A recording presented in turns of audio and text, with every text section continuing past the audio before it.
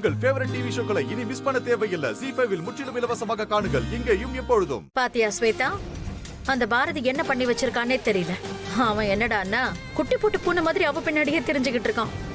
அதை விடு, இப்படி இருக்கிற ஆதிய மாத்தி அவன் கல்யாணத்தை நிறுத்தி அதுக்கப்புறம் நீ ஆதிய கல்யாணம் பண்ணிக்கணும்னு நினைக்கிறதெல்லாம் நடக்கிற கதையா சொல்லுங்க? எனக்கு என்னவோ இது அவ்வளவு ஈஸியா முடியும்னு தோணல. ரொம்ப கஷ்டம். பவானி, எல்லாரும் கொஞ்சம் பேசாம இருக்கீங்களா? எதுக்கு இப்ப இப்படி எல்லாம் பேசுறீங்க? ஸ்வேதா ஏற்கனவே டென்ஷனா இருக்கா.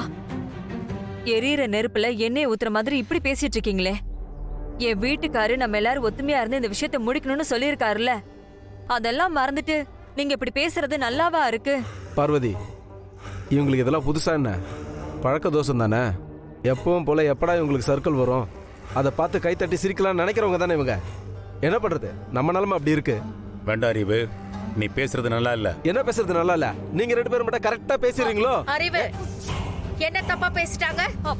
இந்த தேவையில்லாம பேசுற வேலை எல்லாம் வச்சுக்காதீங்க. உங்க சண்டைய கொஞ்சம் நிறுத்துறீங்களா? இப்போ நமக்குள்ள அடிச்சுக்கிறது முக்கியமே இல்ல. நாம எல்லாரும் சேர்ந்து ஒரு விஷயத்த பண்ணணும்னு நினைச்சோம். அத பத்தி பேசுறத விட்டுட்டு இப்ப இந்த சண்டை தேவையா? இப்ப என்ன, மாமா முன்ன மாதிரி இல்ல அதானே? ஆமா, நீங்க சொல்றது உண்மைதான்.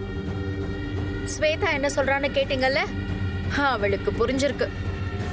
அப்புறம் எதுக்கு உங்க மீசையில மண்ணே ஒட்டலங்கிற மாதிரி பேசிட்டு இருக்கீங்க? பவானி, நீ சொல்றத நான் ஒத்துக்கிறேன். ஆனா அதுக்காக அவங்க போக்குல அப்படியே எல்லாத்தையும் விட்டுற முடியுமா? அடுத்து வேற என்ன செய்யணும்னு யோசிக்கணும்ல. அப்போ நீங்க இதை விடுறதா இல்ல? இதுக்கு மேலேயும் ஏதாச்சும் பண்ண முடியும்னு நம்புறீங்களா? இல்லங்க, எனக்கு நம்பிக்கை இல்ல. ஸ்வேதாமா, இவங்க சொல்றதெல்லாம் கேட்டு நீ டென்ஷன் ஆகாத.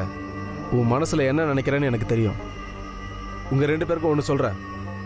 ஆதிதான் தான் புருஷன்னு ஸ்வேதா நம்பி வாழ்ந்திருக்கா. இப்ப நம்பின விஷயம் கைவிட்டு போறப்ப அதுக்காக போராடாம இருந்தா அப்புறம் அவ நம்பினதுக்கு என்ன அர்த்தம்? ஸ்வேதா, பாத்துக்கலாம், விடுமா. நீங்க யாரு என்ன சொன்னாலும் ஏன் மனசை நான் மாத்திக்க போறது இல்லப்பா.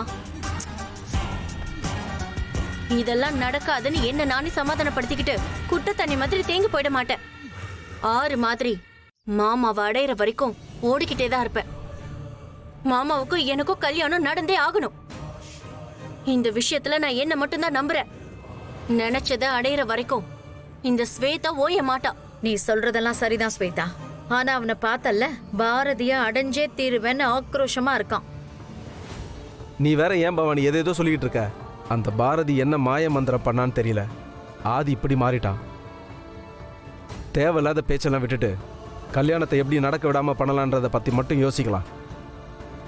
பா, இனி நீங்க யாரும் என்ன நினைச்சு கவலைப்படாதீங்க. இந்த விஷயத்தை எப்படி டீல் பண்ணணும்னு எனக்கு தெரியும். அடிக்கிற இடத்துல அடிச்சா நம்ம நினைக்காத விஷயம் அதுவா நடக்கும். பிரம்மாஸ்திரம் மாதிரி என்கிட்ட இருக்கிற கடைசி ஆயுதத்தை யூஸ் பண்ணிடுறேன். அது என்ன, எப்படி, எல்லாமே நான் பாத்துக்கிறேன்.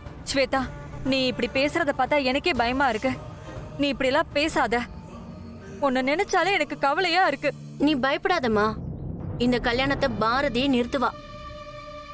அவ வாயாலேயே இந்த கல்யாணம் வேணான்னு சொல்லிட்டு இங்க இருந்து அவ போவா. ஸ்வேதா, என்ன பண்ண போற?